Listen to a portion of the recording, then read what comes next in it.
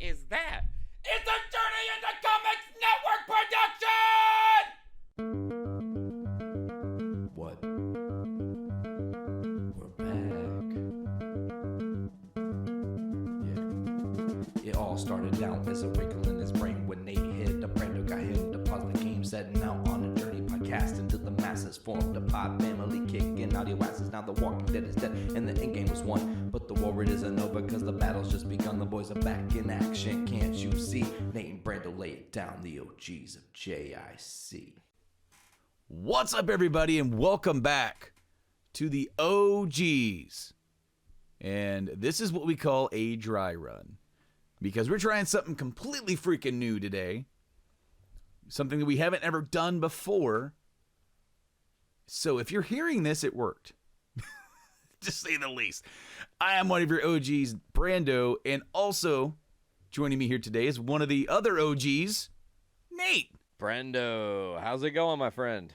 It's going pretty good. It's good to be back in the saddle here again with the OGs. Of course, we took quite a long break, longer than what I anticipated after the birth of my second kid. And truth be told, I was probably ready to go right around the New Year's, but I had this idea. This thing was like swirling in my head. I'm like, I want to do something different. I want to bring the OGs back, and I want to do something more with it. And I want it to be more than even what it was. Like the first 8 episodes is like, that's like the preamble to me, like of what this could end up being. The warm-up. Yeah, exactly. The warm-up. But it's good to be back, man. How are you doing?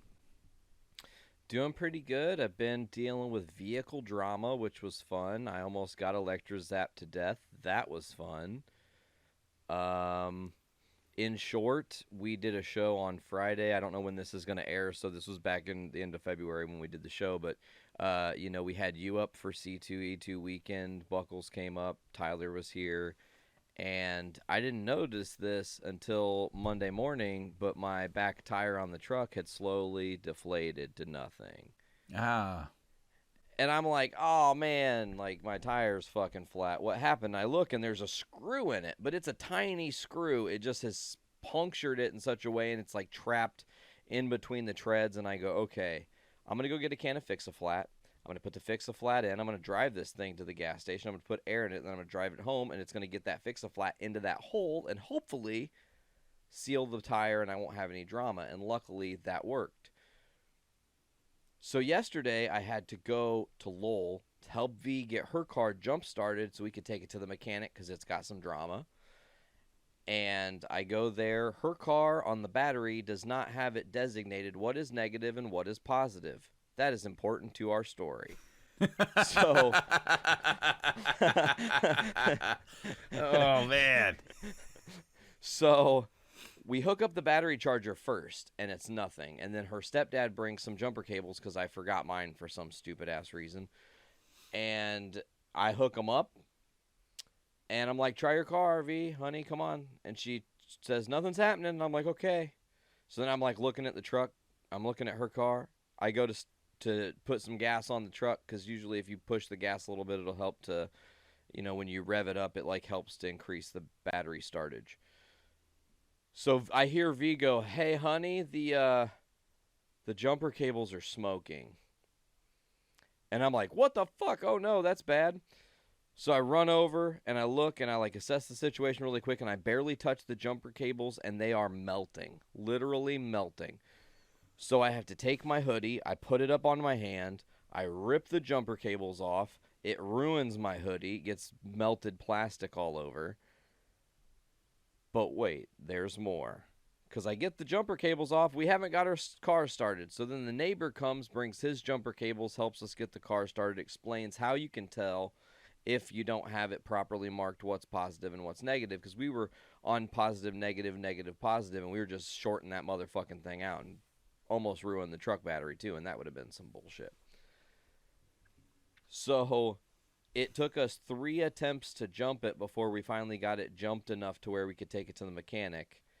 The second and third time we jumped it, I had to use the melted ass, piece of shit ass jumper cables that I had almost just ruined, and had to be super careful because part of the jumper cable's metal was just straight up exposed. That's how melted it was, my friend.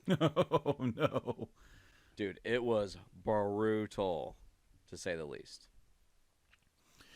I've been zapped by a lawnmower spark plug before. Ouch. Yeah, it definitely, it was proof enough that I was still alive. It definitely smarted. So I can imagine that a car battery would be even more so intense. I mean, you remember like in WWE when they did the car battery to Shane McMahon's testicles? Or to Goldust nipples or something? It was something. Well, Goldust, he got like electrocuted and got like the stutter, That's right. In the deep down in the cockles of his heart. You know what? Just That dude back. deserves so many accolades for being like he's just like he's like, what do you want to do? And they say, we want to do this stupid thing, and he goes, let's do it. Let's try it. He's Sure, willing to let's do go anything. for it, man. But yeah, no, like I remember old Kane putting the jumper cables up on Shane O'Mac's, like tangerines. They're not quite grapefruits like Vince, but tangerines. And he's tied up on the pole. He's like, ah, and I'm just like, he's perfectly fine. And he went on to have more kids. So how bad is it really? Honestly, well, how bad is it really? It would have exploded his testicles clean off his body. In the magical world of professional wrestling, all is well as far as Shane McMahon's nuts go. Speaking of, that's why I went up and hung out with you, watched some wrestling, and got to hang out with Buckles and Tyler, and got to spend the night up with you guys, because it was after that and after we were hanging out, it's gonna be too late to head home, and that kind of prompted my topic for today. Oh yeah, it did. Thinking back into the memories of when we were kids, spending the night at other people's houses, because I know you've got some stories. Oh yeah, for sure. And I've got some as well. So some of them we actually have shared together, which is what made me think of it even more, because of the times that we would spend the night at Jason's and listen to him talk in his sleep. Oh man, you got the red glow. Yeah, but Nate, since the theme was wrestling, sure, and we went up there to watch AEW. Why don't you tell the story of when you spent the night at somebody's house when you guys were going to watch the Invasion pay-per-view? Oh, this is a great little history story of my past. So it's really interesting because Invasion was a storyline that was really special to me. I will never forget being in, I can't remember his fucking weaselly fucking name. He was our 7th grade math teacher. Mr. Hughes, I think. Does that sound right? Yeah, Mr. Hughes. I remember him. Kind of pointy-nosed bastard, if I can get my words out. He looked like a little short, like Pee Wee Herman type guy. Yeah. So I remember being in his class, and Brad Hardcastle tapped me. He said, "Did you hear the news?" And I said, "No, I did not hear this news. What is this news?" And he said, "WWF bought WCW." And I was like, oh, just like stabbed in my heart. I had a very special spot for WCW in its prime. So the Invasion storyline was already special to me because it was some of those, former superstars from WCW telling the story. ECW gets involved, And my buddy Bill, who used to swim with us, was like, "Hey, I'm getting that pay-per-view. It's going to be amazing." And I was like, "Okay, can I come over?" And he was like, "Sure." So let me brief the night. I get to his house. His mom's like, "Hey, we're happy to have you." And they're like, "There's going to be tons of food. We're ordering pizzas. It's going to be a great time." She's like, "Are you hungry?" And I'm like, "Yeah, absolutely. I'm hungry as hell. Like, what can I have?" And she hands me an apple, green apple Granny Smith. And she tells me, "Here's a knife. It's fucking brand new. It is sharp. It will cut you, okay?" That's important to the story later. Because like 30 seconds later, I cut the fuck out of my thumb, dude. I sliced the shit out of my thumb. It was a deep-ass cut. And she's like, I told you it was fucking sharp. And I was like, my bad. Yeah, oops. My bad. Like, I was like 15 at the time. What the hell can I do? 14 or something.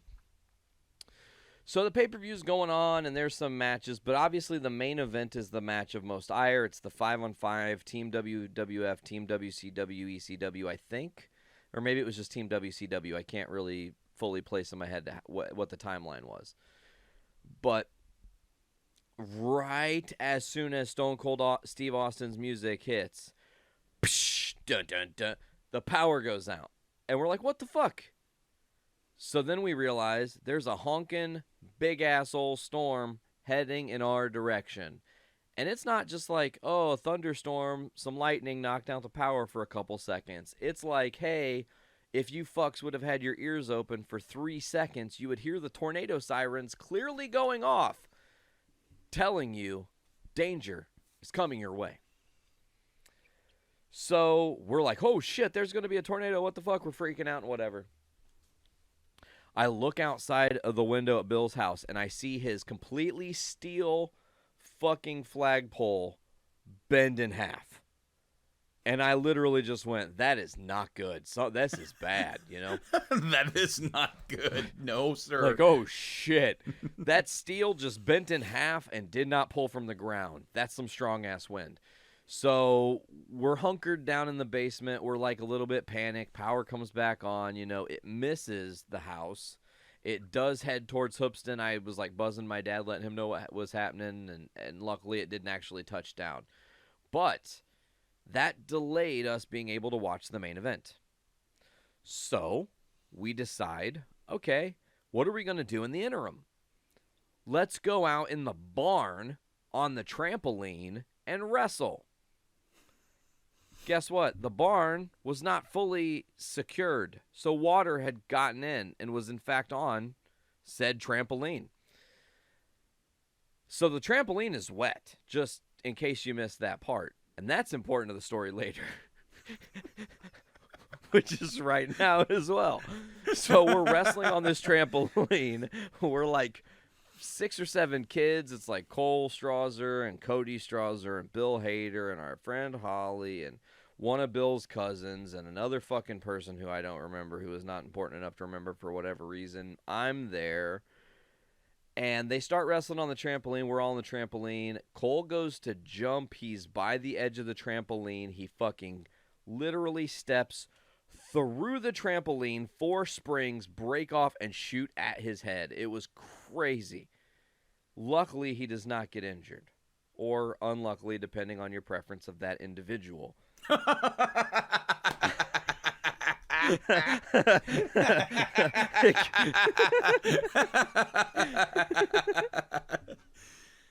It could go either way. So anyways, we're killing time because we know that the pay-per-view is on in the house, just playing the replay. We go in, we end up watching the pay-per-view. It was fucking awesome. We see the main event. We see the turn, which I think is Stone Cold turning on Team WWF. And then I listened to Alien Ant Farm's first album for like 6.5 hours on the floor because I couldn't sleep because I was on a floor. Yeah. And then that's the story. And then the next day I think we had a swim meet or we had swim practice or some shit like that. And it was very, very like, oh my God, I can't believe we survived type thing, Yeah. Speaking of sleeping over at other people's houses, when we were kids, I was always like something special, something fun to do. And, you always end up in situations quite like that, where somebody's life is at danger or you're out there doing something stupid. Because I got a story that could possibly incriminate some people. Oh shit! I'm not gonna reveal any names. The names have been changed to protect the innocents. The only people who I will say was there was myself, our mutual friend Jason, and William. a guy that we went to high school with named William. The other two guys I'm going to name nameless because they're the guys that they did some shit. So apparently, like, we were having a big sleepover, we're hanging out and whatnot, and we were out there running around causing trouble, and then we ended up just walking the mean streets of Rankin, Illinois, which is not mean at all. It's just very dark and very boring, and it's only 600 people that live in that town. It's even more bleak now than it was when I was a kid. Driving through town now, it's like, wow, does anybody even live here? Is that sign accurate? 600 people? It's more like 30 now. But and on your left, you'll see the famous Casey's, the only thing in Rankin. Pretty much, yeah. That gas station's the only thing that's there anymore. Other than they still have 2 bars right next door to each other. Then on Sundays, they have the Lions Club, which is also a bar. So, just saying, priorities, right? So we were walking around, and one of our nameless friends says something along the lines of, "Hey guys, this guy made me mad. This guy pissed me off. So we're gonna play a prank on him. Okay, you guys stay right here." And we were down the block a ways. Like, we're gonna go up to his house. You stay right here, and when you see us come running, you run. And I'm just like, well, this doesn't bode very well at all. They're gonna do something. Sounds fishy. So we're sitting there waiting, me, Jason, and William. We're just there talking, Next thing you know, we heard a loud crash,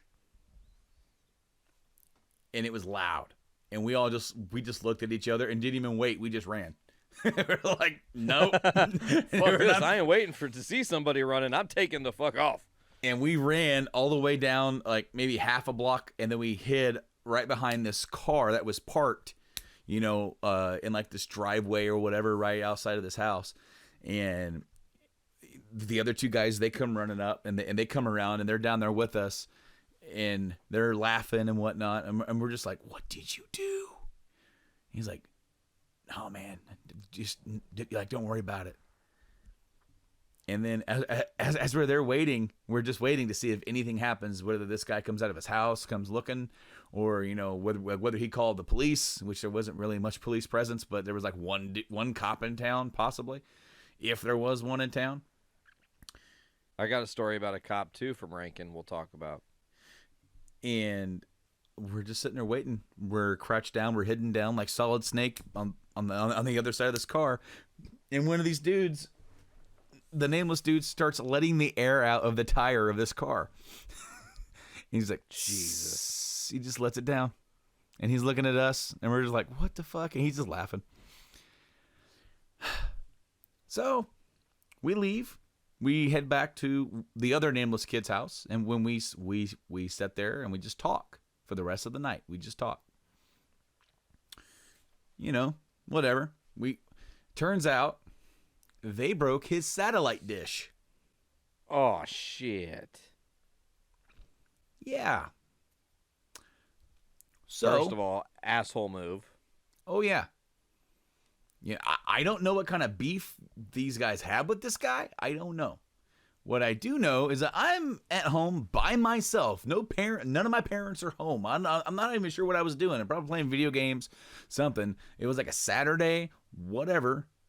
I'm at home by myself. And there's a ding dong right at my door, and I walk right up, open the door, and there stands those 2 individuals with their moms. And what? I've got to back these guys up and say I didn't see them do anything. Because to be fair, I didn't see them do it. I didn't. And what's funny is that they were trying to argue that, like, the dude said that he saw one of them lift the other one up and grab the satellite dish and yank it down. And he's like, I can't even lift him up that high, which is bullcrap. He's strong as hell. Yes, he could. But he's trying to say, I can't do that. He's too heavy. And what's funny is that I said, and I saw the look in their eyes. I saw the color drain from their face for a split second when I said, they didn't do anything while I was with them. And they're like, no. I'm like, and I was with them the whole time. I did a little pause, and then they're like, oh. Just to see if you could get them on the hook. Well, and the moms bought the story, and they found me to be a credible source. Never run for. I mean, I guess you could run for political office if you seem credible after that story. I guess so. I mean, I didn't do nothing, and I didn't see them do anything. Fair enough. And I didn't even know what they did. I think they might have said, but like, I was like, I don't know, dude. I was just there. I mean, come on. Okay, I'm gonna see if I can play a guessing game. I'm gonna give you 3 initials of people who I think the names might be. The only you and I will know what these initials stand for, so it's not gonna incriminate any people. Okay. I guess one person might be JH. Negative. Okay. Or JA. No. Also known as Toothless Indian. No. No. No. No. It wasn't him. Or TR, maybe? No. Interesting. So these are maybe people that I'm not even aware of. I guess I'll have to find out off air. I mean, you definitely know one of them. Okay. It has sprinkles. Oh, okay. Swish. I was on the right path. Yeah. I mean, you were pretty close. Which means the other one was what the fuck? BT maybe? Nope. Okay. Nope. This was before you came along, and this guy ended up leaving for the military at some point. Okay. All right. I'll tell you off air, and then I mean, you might remember him, and you might not. I don't know. He was ahead of us in grade, like by a couple years. Oh, okay. Fair enough. So I said that I also had a Rankin cop story that goes with sleeping over, and listen, if you were a part of this, I don't recall. Maybe you were, maybe you weren't. I know that I was staying at Jason's place, okay? And Jason's like, hey, we should go hang out at the park. And maybe you, again, I don't remember, Brando, so sorry if I don't include you in the story that you are definitely a part of. I can't recall. It's been several years. It's been some time, as it were. So we go to the park. We're sitting in Jason's car chilling. I think Hallie is there too, maybe. We're just talking and whatever. Up pulls a cop. And this specific cop's nickname was Farva, if you'll remember. Yeah, okay. So funny. Yeah, okay. So, anyways, we're talking to him, just bullshitting, but we're also trying to get him to not pay attention to us because it's kind of weird. This cop is just like hanging out with us, you know. And so Jason, just being Jason's like, hey, I think that dude was driving through town with his bright lights on. And the cop's like, oh, let me go get him. And he jumps in his car, and he goes fucking flying, and the guy didn't have the lights on. So the cop gets to the stop sign in Rankin where the four-way stop is outside of town there on, 9 and 49. He turns around, and we're at the park in Rankin, and we see this car driving in town, and then all of a sudden this cop flies ass up on him, hits the lights, and pulls this dude over right dead in front of us. Like it's a show, man. Like he's putting on a show for his friends. All right? So he, goes to the side of the car. He has them roll down their window. He asks for the license and the registration. What's that smell? I think I smell alcohol, young sirs.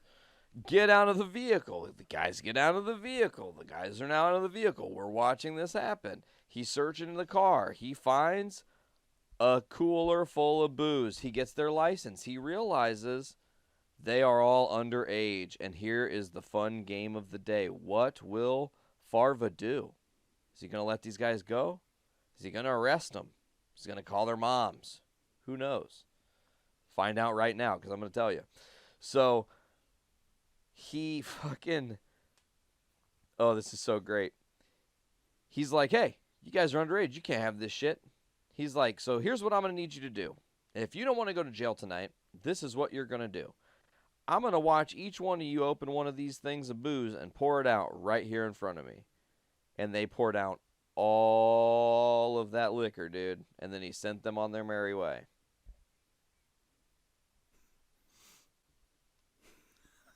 Wow. Dude, yeah. That was a wild time, man. That was way back when, for sure. Oh, yeah. And, speaking of spending the night at Jason's, he used to talk in his sleep. And you mentioned the red glow. We were both there for that one, where he just he started mumbling. And I spent the night at his house enough to know when he's mumbling, just go with it, because you never know what he's going to say. And that he's like, you tell they're evil because they got the red glow. There was another time, though. I don't know if you were there for this one. Sure. He started mumbling, and I'm like, oh, yeah? He goes, yeah, I want my fucking calculator. And then he went back to sleep. Give me that Texas Instrument, you motherfucker. I have no idea what was up. He was pretty pissed off. He wanted this fucking calculator back. I know for a fact on the OGs in the first part of what we're called the preamble season 1 or whatever, I told the wine story at Jason's, right? The line? Wine. W-I-N-E. Wine. Oh, yeah. Yeah. Where I thought I was going to die because I had wine for the first time and I couldn't poop. Yes, you did tell that story. Okay, good. I couldn't recall. So there was one night, and this is going to be a preamble for an episode that we'll probably do in the future, talking about the band. But this will be told then as well, so you guys get a sneak peek about how we came up with the name Draxus for the band. And so the original band members were myself, Jason, and William. William's like, I can play drums. I used to play drums before I moved here. Okay, cool. That was like a long time ago, dude. He goes, oh, yeah, dude, I'm going to get myself a drum set. We're going to start. I'm like, cool. I'll get a guitar. He's got one already. We'll start playing, right? And we started trying to come up with, band names, right? That's hard to do. When you're trying to come up with an original band name that no one else has taken, so hard. So we came up with, I want to say Osiris or something Osiris. Now there's a band called that. I heard their name not too long ago, and I'm like, they stole our name, damn it. Wasn't it Rise of Osiris? I see. It was something Osiris. I can't remember what it was because we had a couple of names and not one of us were married to not all of us were married to a single one. There was Jason liked that one. I thought it was okay. William thought it was okay. So that was the one that we went with for a minute. Right. All the other ones were I had a few that were nah. William had a few that was, me and Jason didn't like, that kind of deal. So I remember we had this. We had the long talk in the kitchen as Jason is making himself some food. You was skitching in the kitchen, and then we're like, all right, I guess that's it because that's the only one that we can at least halfway agree on, right? All right, fine. We'll just do it. And then Jason ate. Me and William were waiting for Jason to be done taking a shit in the bathroom for us to leave. We were going to go out and we were going to go hang out and walk around and shit. And me and him are out there just talking. I don't know who knows what we're talking about. And out stomping from the bathroom with a purpose is Jason with a magazine. It says Draxus. We're like, what's that? He's like, our new band name. Okay. Did you literally just pull that out of your ass right now? He goes, yes, I did. Quite literally. And then, I think it was a name of some sort of paintball company. And we're like, well, we can't spell it like that, but we could change it. And that's where I came up with the GRAXSIS spelling, and then of course the abbreviation DXS. Hell yeah. And so like I was already like on that level, and they were like, not yet. Like they were just like, we have a name. It sounds badass. Like, all right, cool. And then we went and hung out, and then we never actually did anything together as a trio. It never happened. It never came to be until Halloween 2003, where you and Mason got involved, and we're gonna get into that story when we do the band episode. Oh yeah, folks, it's gonna be a juicy boy. And it's probably going to be too much for one episode, and we'll probably have to split it because there's like three different distinct eras of that band. Yeah, really. And two of them I was a part of, and then there's like, I'm not sure if you want to call the one in the middle or the one at the very end. Like, where do you put that era? Like, I say the middle era was more different than the era of the end, because the era of the end was just the same band with a different guitarist in your shoes. Right. There was nothing changed. The songs were the same. The ideas were the same, driving towards the same kind of goal and whatnot. But, the second era, right after you left the first time, was a totally different musical experiment and experience with me, Tony, and Mason kind of running the gamut of all of us playing all of the instruments at shows, because it seemed like it was, what we can all do talent show time. Yeah. Well, we're definitely going to get into that at some point in the near future as we discuss our past band that we were in. And that's going to be something really cool to dive into. I was trying to think of like, there was like, I remember there was another sleepover story that I had, and it was about spending the night at Preston's. And I know you've done that yourself. I don't think you and I ever spent the night together there, but me and Jason sure did. And I remember one time that we did is when we were starting up our own backyard wrestling federation. Yeah. And it was Jason, myself, and William were brainstorming this thing at school because we were really bored. And we came up with our own backyard wrestling federation. And we needed a trampoline, and Preston had a trampoline. So Preston's like, yeah, let's do it. That's awesome. And I'm like, all right, but like, let's kind of like do this right. Like, let's learn how to do some stuff. Like we're really going to know how to do shit, right? Trying to actually be a pro wrestler. But it was really fun. The funniest thing is that we mimicked what we saw on Tough Enough, on the first season of Tough Enough.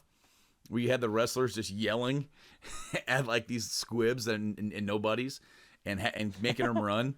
And that's me and Jason did that to Preston and his brother. We were just like making him run.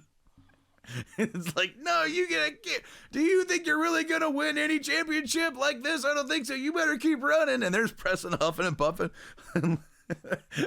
like me and Jason don't need to be running too, but we were just the ones yelling at them. We're the coaches because it's our idea, damn it. Yeah, I know, right? Who the hell are we going to coach anybody? We don't know shit. Oh, that's funny. But, like, we actually ran it like an actual wrestling promotion where we tried to come up with storyline ideas with people. We brought in a lot of different local kids and had them start wrestling with us. The thing is that everybody was on the same page for the most part about it being a work. It's like, we talk about our program. I was sort of like not just the lead creative guy, if you want to say that, but I was the guy that booked a lot of the matches and who won and who lost. And I tried to be fair because, these are kids, we're all trying to have fun. But Preston's brother didn't really like that. And like, I had a story for him and everything. It was going in a certain direction, but it was going to be after this other story between myself and William, because we were like the top two guys. Jason was right underneath us, along with Preston, and then his brother, and then the other kids. But we were trying to book Jason. Jason wanted to be undefeated. That was his only ask. I wanted to be undefeated for a while. So I had to work around that. He can never lose. Okay. So he's got to be in there eventually with like me and with William and not lose. But we got to find a way to have it end without us winning or without him beating us, because, you know, if we need to look strong, here we are, we're these like freshmen and high school kids or like sophomores trying to figure this stupid ass fake wrestling shit out. Man, if we would have just kept up with it, we would have had the idea for AEW first. Well, something. I mean, all right, so it all came to a head because we all had our own entrance music, right? You can do whatever, you can have whatever entrance music you want. We had a little stereo out there and everything. The one thing that I wanted to do that I was never able to actually do was take their old swing set and put cloth over it to have an entryway. I always wanted to do that and was never able to. We got really creative. Another idea that I wanted to do, as I'm deviating from my main story, you know how they have casket matches? You know, yeah, I know what you're about to talk about. And TIAT, right? TI. Okay, so this idea was called Trapped in a Trunk. Yep, TIAT. And we were gonna, you would lose by getting tossed to a trunk and slamming the lid down, and that would be the end of the match. Like, it's such a weird, it's like, this is all we can do. It's the closest we can do to a casket. Is like, I can pull up my dad's car and we can just throw him in there and slam the door shut. But Preston's brother Andrew wanted my entrance music,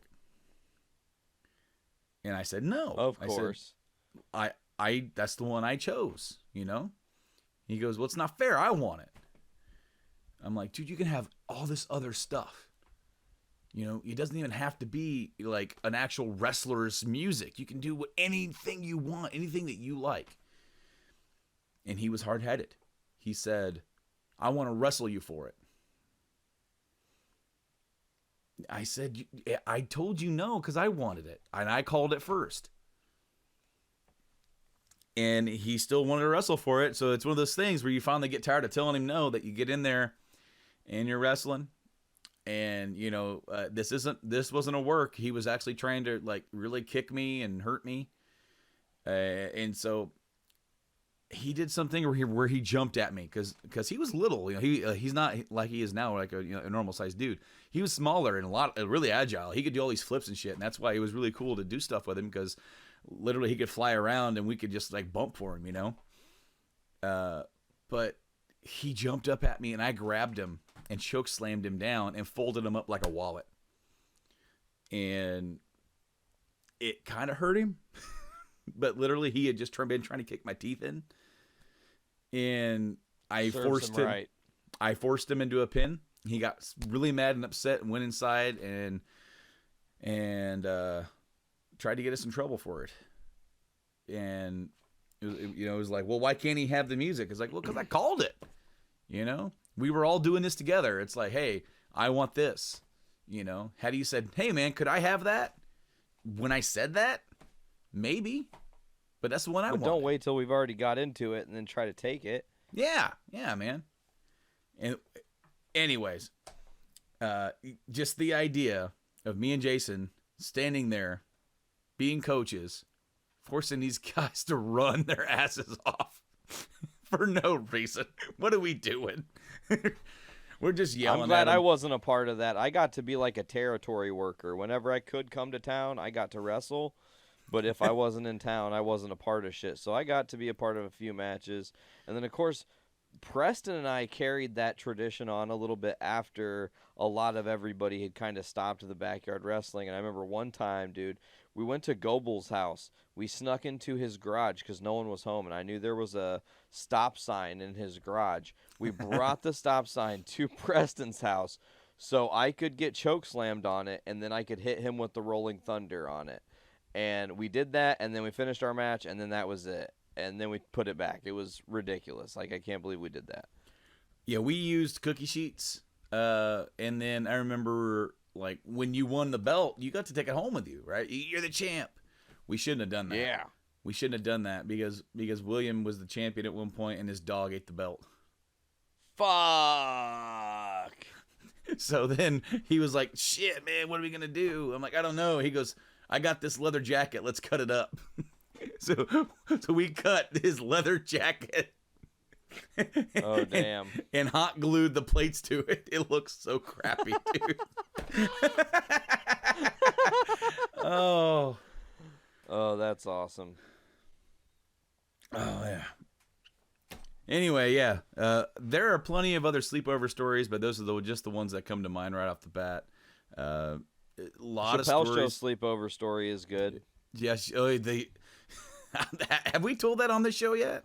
I think we told it last season. I'm fairly certain, but that was just one that sticks out in my mind.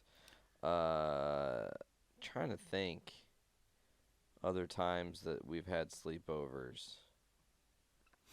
Damn. I got one. This was a forced sleepover. It's when the weather got really bad, and it was like the day before Thanksgiving or something like that.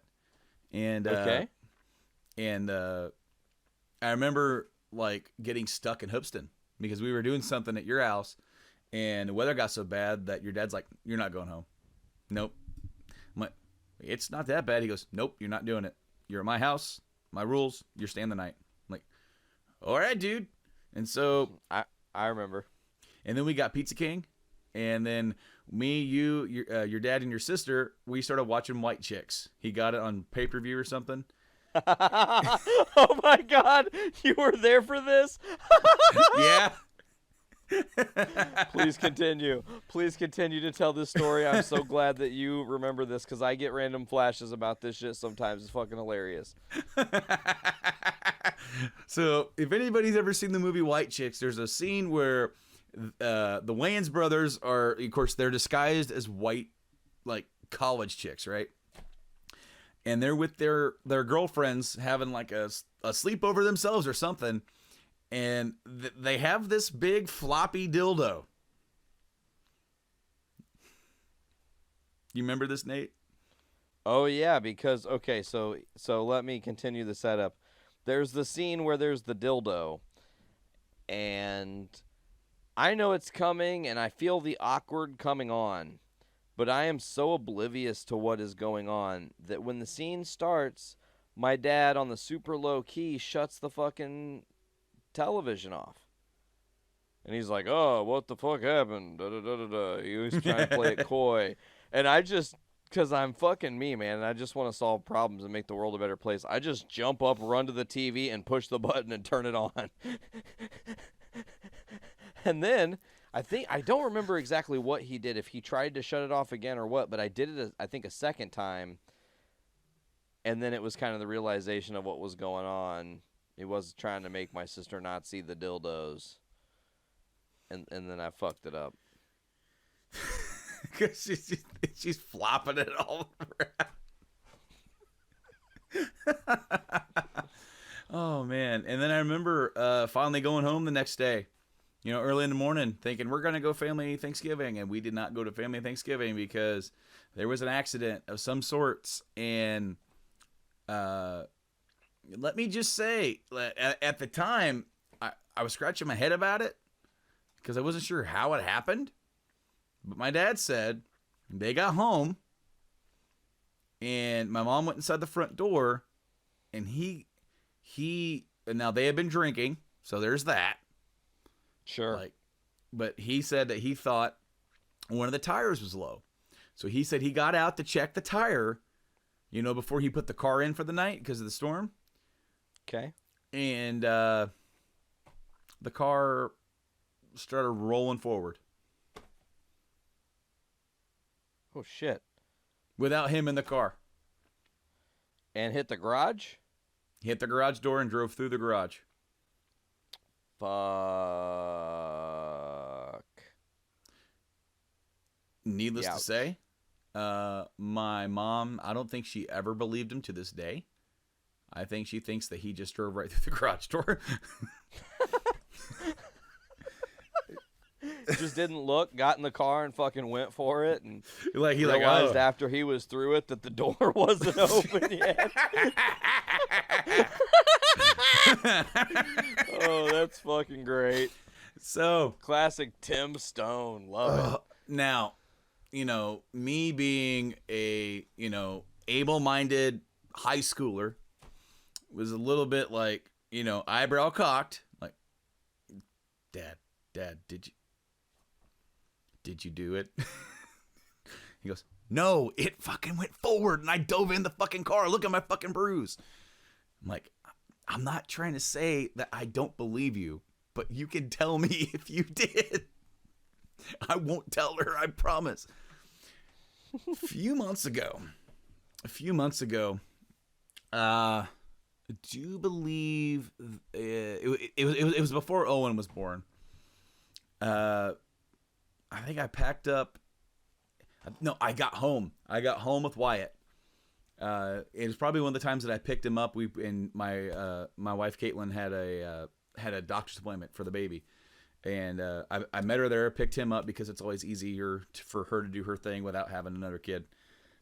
We get home, I open up my garage door, and I go, I throw it in park, and I go to get out of my car, and my car starts going forward. Oh shit. So, with me halfway out of the car, with my kids still in the car, we're going towards the. Now my garage door was open. Thankfully. Still.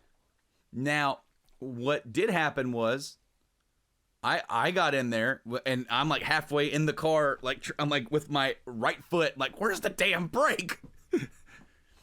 And I find it just as soon as the front of my car hits the side of my house.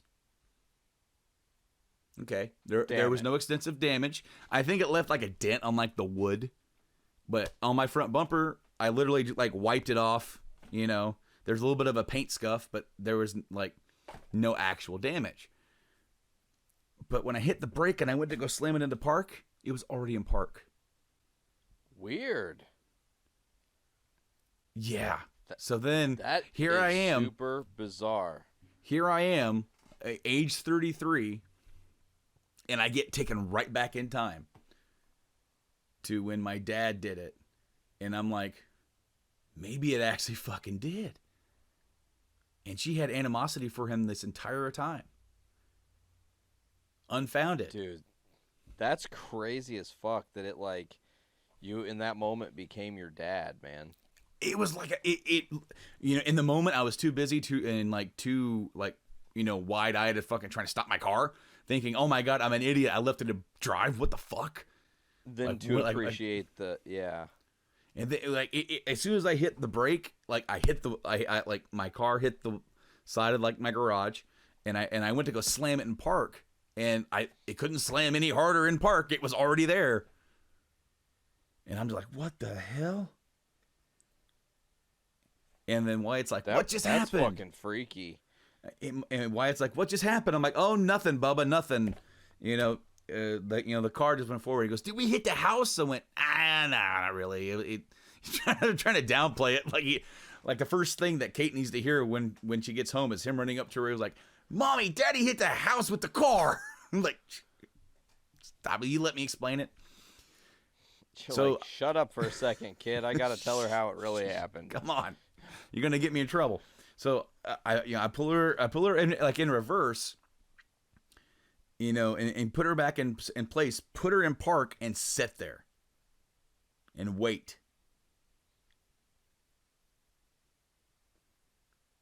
And just is like, Did all right. Go? No, it didn't move.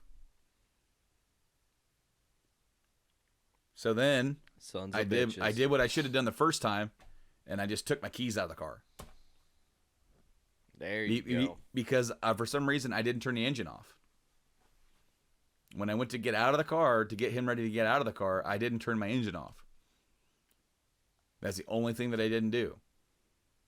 I bet you do that every time now. Yeah. First You event, bet your car ass. off.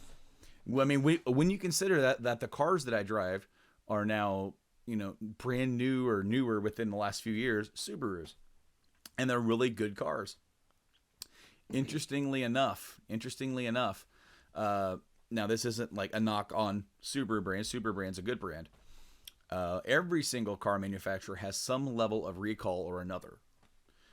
whether it's Totally. minor. There could be a modicum of different things that cause a car to be recalled. Sure, and a lot of it is it's part manufacturers, not the actual Subaru's fault or Ford's fault. It's whoever made the part for them that they put into the car. It's like it's the supplier's fault.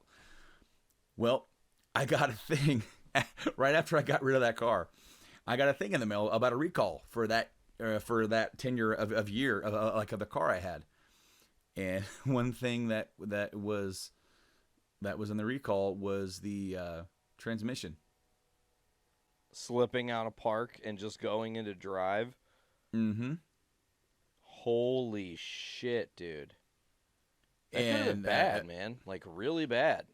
Yeah, well, apparently it happened to some other people, and they went ahead and they found out there was a flaw within the transmission that would occasionally cause this. And there's only been a handful of occasions, and mine was one of them. But they never found out about it because there was no real injury. There was no real damage to either my house or the car. And so, there was nothing to complain or call them about. I was like, oh, that was just a freak accident.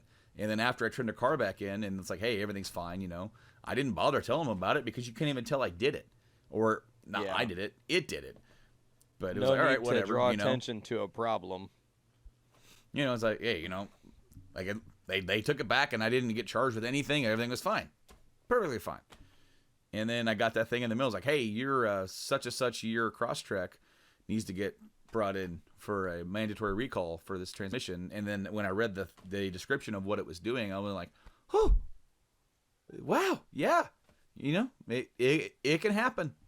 And to this day, like I said, I do wonder if my mom doesn't hold animosity for my dad for something that she thinks he did when he was just drunk and he really didn't do it. Have you told her that happened to you since it happened to you? I can't remember. I might have, or I might not have. Man, but that's like I need to. You know what? I think I did tell my dad. I told him. He was like, "See, I told you I wasn't crazy." And then, because he was like, "Oh yeah, I remember that." Yeah. Mm-hmm. Because my mom was also going through menopause at the time, and so she was very on edge, anyways. And no, she literally all day, she was making food for us at home, and she was just in tears, and unable to contain her own emotions. And I'm just like, it's just a garage door, Mom. I feel like that Bob and Tom, "Man, I'm Glad I'm a Man" song. You know what? I know it can play hell with your hormones and your emotions, but it's just basically my dad's just like, hey, just give her some space, I'm like, did you do it? Yeah. Just give her some space. I'm not saying I don't believe you. I'm just saying, tell me if you did. I'll back you up. Because there was just one let me time, know the truth, man. There was one time where my dad was dead, committed to these neighbors across the street. You remember this? Oh my God! Hold on. I don't know if the phone glitched or what, but you just are like, "There's this one time my dad was dead." No, I said dead committed. Oh shit! So he got me. I was like, "Whoa!" I didn't hear about that shit. Well, I mean, to be fair, just a couple of years ago, he pretty much flatlined. So kind of, yeah. No, this is longer than I know. He was convinced there was these neighbors across the street that were trying to break into our house. And these neighbors across the street were really into meth and drugs and stuff like that. I never even knew these guys. My dad had met them and talked to them before, but he just noticed, because my dad would be up all fucking night, he would just notice them hanging around, getting standing just awkwardly, just standing out there by the street looking at our house. And he's like, what the fuck are they doing, right? Weird. And so he started standing guard, staying up all night, staring out the window. waiting for them to, and he goes in, and they would come out and they would do it. They would stand out there and they would point. And there was even times where he would like stand or sit underneath this tree that was beside our house where there was a lot of shade, to where like the street light, if you were underneath there, like they couldn't see you. And so he would just sit out there like for hours. Well, there was one night where they finally tried to get into our garage. And my dad was ready. Now my mom is like, you're freaking nuts. You know, I'm tired of this. And of course I'm getting a little, freaked out. And, I just remember like being awake in my bedroom and hearing my dad yell. Of course, my dad has a loud voice anyway, but to hear him yell this loud, basically they were trying to like pry open our garage door, and he could hear them on the other side. He could even like look out the front window and see them. They were trying to get it open. So he went to the garage and opened up the garage door. Oh shit. And yelled, "You mother ever!" And then I heard a loud crash because he fell. Oh shit. We had a couple bags of like saved aluminum cans, and the car was in the garage, and he tried to run through that, and he slipped and he fell onto the aluminum cans. Of course, I hear that crash and I go running, dude. I jump up and I run out there, and the garage door is wide open. That was I go quite out a there commotion. and I see him running one way, and then going back the other way, and I'm like, what the fuck? And of course, my mom's awake now, so she's like, "What the fuck are you doing?" And he's like, they were out there trying to get in our goddamn garage because I fucking saw him. It was a dude in a Carhartt jacket. It was this other guy in a hoodie, and because I saw them and they booked it and they ran. So now I'm on guard duty that night because I am not going to sleep now. Like these, I didn't think they were going to try it again, but who knows? These guys are on something. And so, my dad had called the police, but of course, like our town, we oftentimes don't have police in town. And right now, I don't even know if we do. So police have to come up from county, which is Danville, which is like 45 minutes to an hour away. So we got to wait for county, and we're watching, and we're waiting, and it actually ended up being like closer to 2 hours.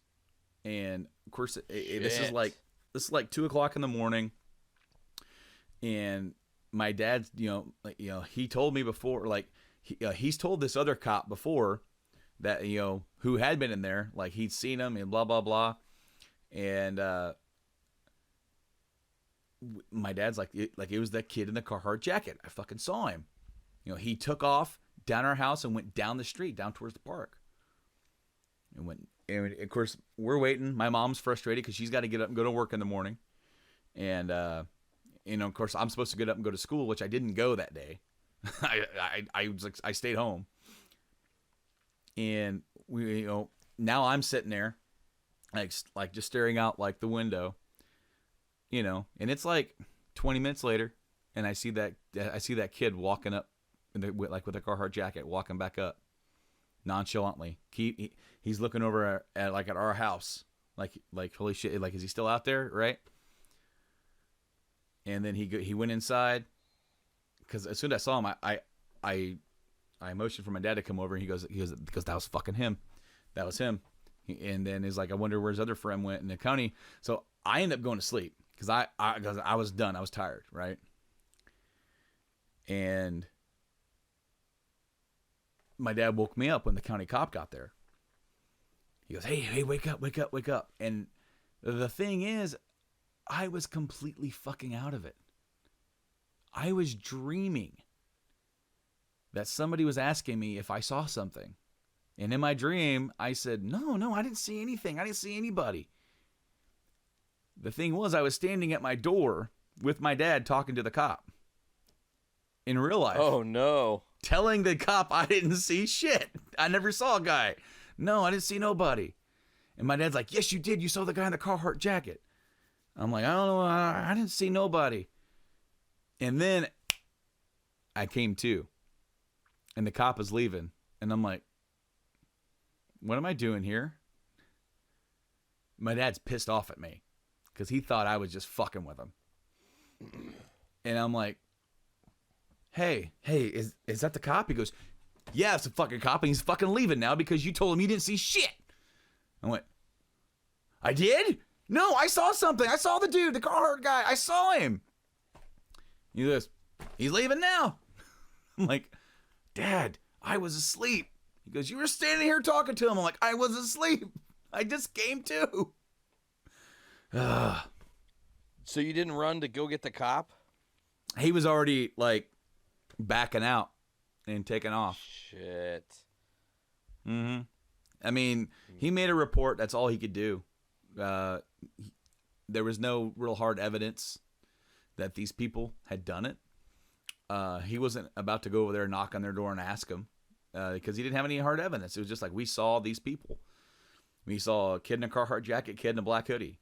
And there was a claim, my dad showed him the spot where you could see the rubber from our garage door was pushed in from where they were trying to get a crowbar like underneath it.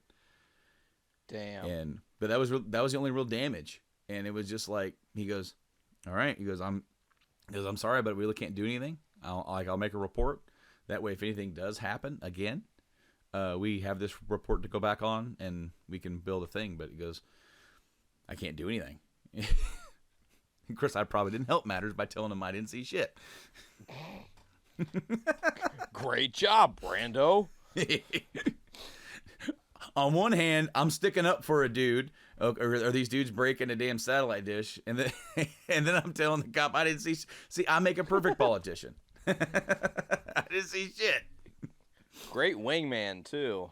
I know, right? He's like, I didn't see anything. Oh man, nothing. He goes, no. This is the point where you do want to say you saw something. Oh, my bad. It's too late. You done fucked up. Oh man. I was trying to think. Oh, I have another good sleepover story. It's short, but it is still pretty funny. So, I had a friend, John Burt. You know John. John has a little brother, Ethan Burt. Yeah. And one year for New Year's, I stayed at their house for the New Year's, And we stayed up all night. Well, John went to bed a little bit early, but Ethan stayed up. And I convinced Ethan the Tremors were real. And I have never had so much fun in my goddamn life as telling a kid who's like 10 years old that Tremors are fucking real and are going to come out of the ground and eat you. Oh, shit. He wouldn't touch the floor. He was jumping on the fucking shit, dude. It was awesome. Oh, my gosh. It's just funny because my cousin Zach, he slept over. I believe it was when my uncle Andy died, and they came down and they stayed, and me and him slept in a tent outside because it was like July, and Sure. He convinced me that werewolves were real. Oh my God! And in these noises and stuff that we were hearing, he was talking all about it and how how his stepdad got bit by one. Now they had to go to the hospital. He made up this whole elaborate story and got me to the point where I was actually like afraid. And I remember he was like, "What's that? I heard it. He's out there. Don't move. Don't even breathe." And it was just my dad taking the dog out for a walk. Oh, that's awesome. Little kids are so goddamn gullible. We'll fall for anything. We will, dude. We will. It's like, well, especially it's like, there'll be some skepticisms, in there. But then once you lay it on thick enough and once you really start trying to sell it, it's like, well, maybe it could be real. Shit, I don't know. I haven't been here that long. Oh, man.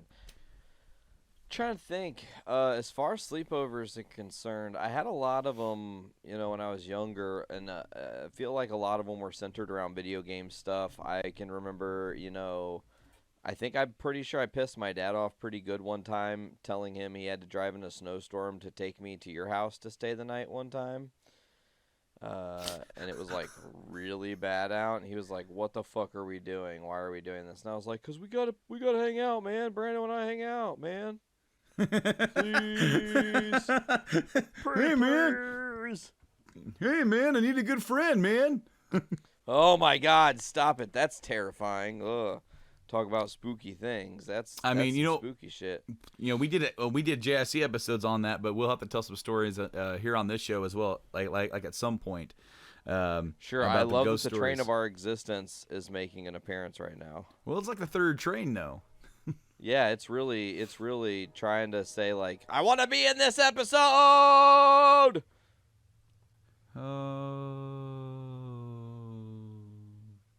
There you go. That was a great late delayed echo. No, that's the echo of it doing it like a couple streets down, and you hear it like. I don't know why that was so weak.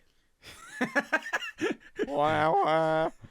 Note to train companies: do not have Nate be your fucking train horn going through town. Ain't nobody gonna hear it. Out of the way, guys. Out of the way. So like. In Lafayette, they actually don't have the horn go through when they go through town. That's awesome. So, like, it's so weird. Like, I understand, like, but, like, for your area, there's, like, it's so residential right there that it's loud. Dude, literally those trains are in some people's actual backyards. I know, dude. Like, that has to be the worst night of sleep ever. You're fucking Z'ing out, doing your thing, and then all of a sudden, wah, wah, wah. You're like, what the fuck is this? My whole house is shaking. I don't like it. Hey, yeah, I have a funny sleepover story. I remember one time I slept over at your place on your wedding night, and that's completely ridiculous to say. Oh, dude, because we saw Paranormal Activity. Oh, my God. It was a fucking crazy thing. Yeah, we all went and saw Paranormal Activity right after we got married. And, there wasn't enough information about the movie to say that it was 100% fake. Because that first movie was really a really well done independent film, like to a point where you would be kind of like you could kind of believe it. It was so like without any real special effects. Like they were able to do so much with so little, and then that's what make it come off as real. And of course, I hadn't dove right into the paranormal, investigation stuff, but some of the stuff that they were dabbling in kind of has happened to people, and it made it seem like, wow, this is crazy and nuts. And like, there were like you and somebody else were like, yeah, we're not driving home tonight. Yeah, I don't remember. I know it was me, but I think that might have been it. No, maybe it was Katie. Katie. Caitlin's friend. Yeah. No, you guys slept in the living room. Yeah, it was that movie. I think the thing that got me in that movie is that I didn't do any research about it. I thought we were probably going to go see Saw, so I didn't think anything of it. So then to have it be completely documentary style and it just suck you kind of into this story. Oh. And then I even remember the next morning driving home, I'm still freaked the fuck out, and it is sunny as fuck. That movie has rocked me. It was something else, dude. That first, they got a little crazier and sillier as it went on. More obvious that it was fake. Namely, the fact that one of the actresses in the second one is actually played in a TV show called Jericho. Nice. I remember Jericho. Hell yeah. And I recognized her from it. And the second one's kind of like a prequel to the first one. And we were actually going every year because they came out every single year on Halloween, which is, our anniversary.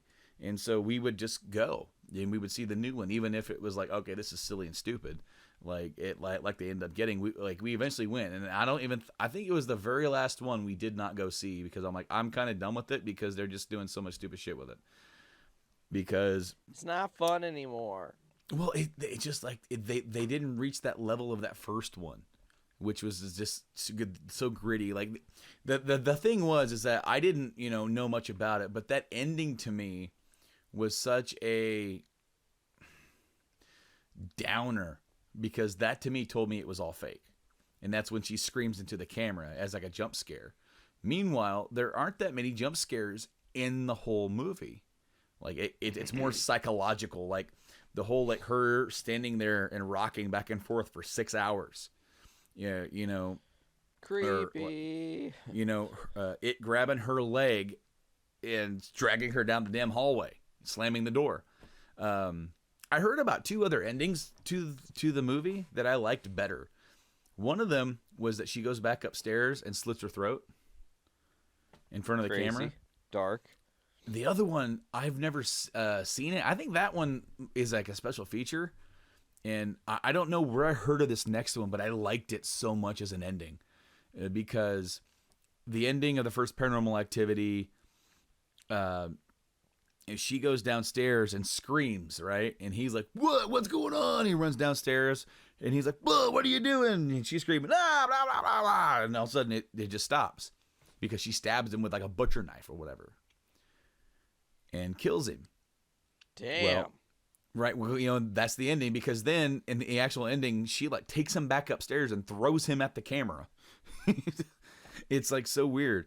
But in this other ending, she comes back upstairs without the body, right? And just stands there rocking back and forth, just like she did. Except this is now over a course of like a day where it fast forwards and you see the sunrise and it goes back down. And then the police finally come to investigate because no one's heard from them. And so somebody called being concerned and they find, and you hear them talking downstairs and it's still on that one camera in the bedroom and she's still rocking. And you hear them, they find the body and they start yelling for her, right? And then right when they come upstairs, that demon lets go of her. And she's freaking out because now she's covered in like dried blood.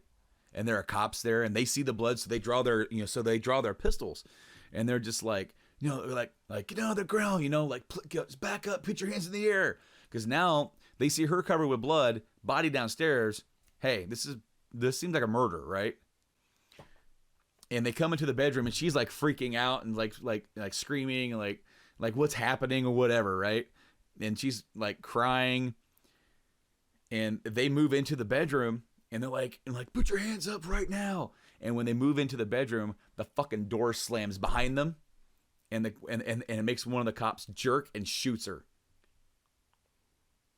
Whoa. Because because it startled him. I'm like, that is such a good fucking ending. That's got like a genuine twist feel to it. I know, dude. And I'm not saying that seemed any more real. I just think it seemed more real than her screaming at the camera because it was a jump scare. And all the way to the end, it's like they had me like, wow, is this real? And then that was like, okay, it's not real. They did a really good job. And it was still creepy. But honestly, I'm not saying that was what really drove me into wanting to do it, but it kind of was because I'd seen the TV shows before, Ghost Hunters and stuff like that. But sure, getting to see it on this other level, it's like I don't want to go into that demon shit. That that's fucking whew. That's some deep shit. But like to be able to actually go and investigate some places, I think that'd be really cool. And then of course we got to and you even tagged along for one of those, and we actually started at your house too. Ooh, goddamn. That's a story for another episode. For sure. For sure, my friend. Yeah, dude. I don't even know where to go from here. I'm like a little bit stunned.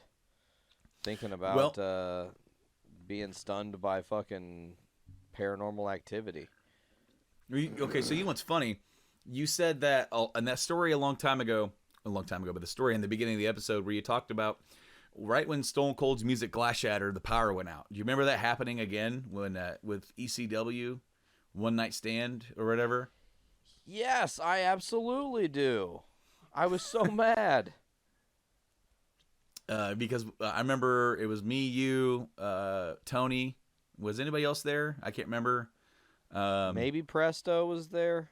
Yeah, because I was about ready to start work soon, actual work, and because I got to come over and hang out and not do anything the next day because I wasn't working yet.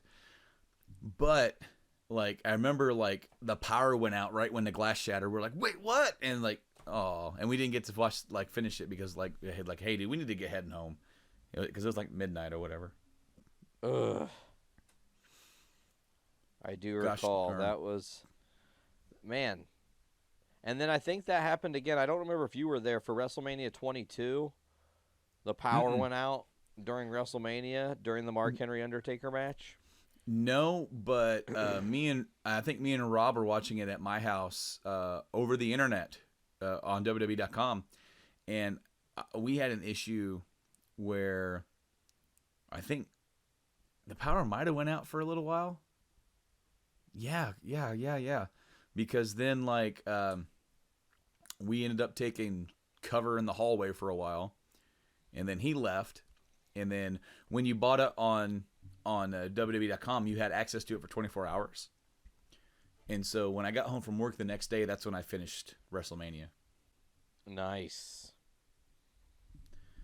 Yeah, man. You know what? I think that's going to wrap it up for this week's episode, for us just chilling out and talking about some old sleepovers. Hell yeah. We had talked about having more than one topic of conversation, but I think this is going to be a good chopping block for this because this is something new, and I got to put this all together. And it's to go the too tester. long, this is a tester run, and hopefully we're on a test. This is a test of the emergency broadcast system. The emergency podcast system.